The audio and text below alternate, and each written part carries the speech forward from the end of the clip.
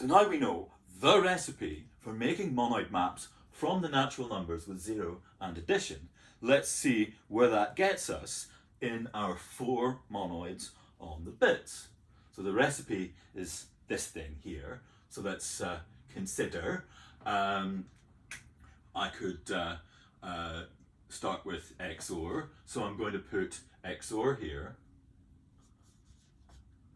And I have to put the neutral element of XOR here. And I've got a free choice of what to put here. This is going to be where I send 1. Now, if I put 0 here, then this test will always return 0. Because if test n is 0 and I XOR it with another 0, I just get 0. So the interesting thing to do is to put a 1 here. And now, every time I'm counting down, I'm XORing something with 1, which will negate it. So if the number of times I do this is even, I'll get back to 0.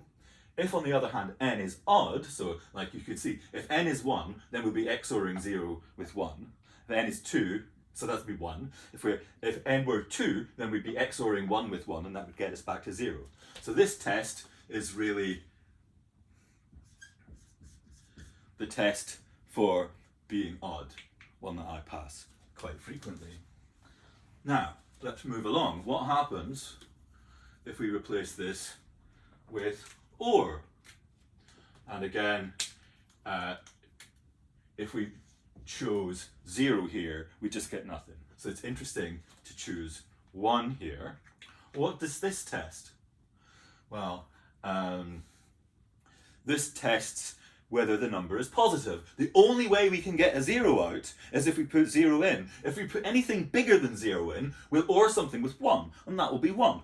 So the monoid map we get for OR is to test whether something is positive.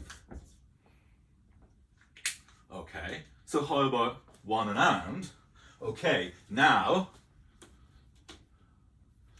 we have to put the identity, the neutral element here, and we put AND here.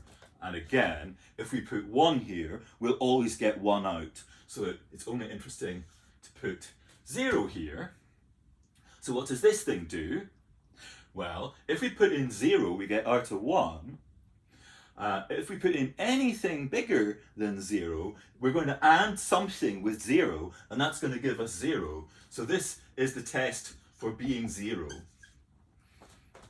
Okay. Now what about our last monoid? Well, again, we've got our neutral element as 1, but now we're testing with equality. So what happens here? Well, for 0, we get 1. If we put in 1, then we're going to check whether 1 is equal to 0 and is not. So we'll get 0. Then for 2, we'll be testing whether 0 is equal to 0. And it certainly is. So we'll get 1 again. So what that means is that what we're testing here is actually whether the number that we put in is even.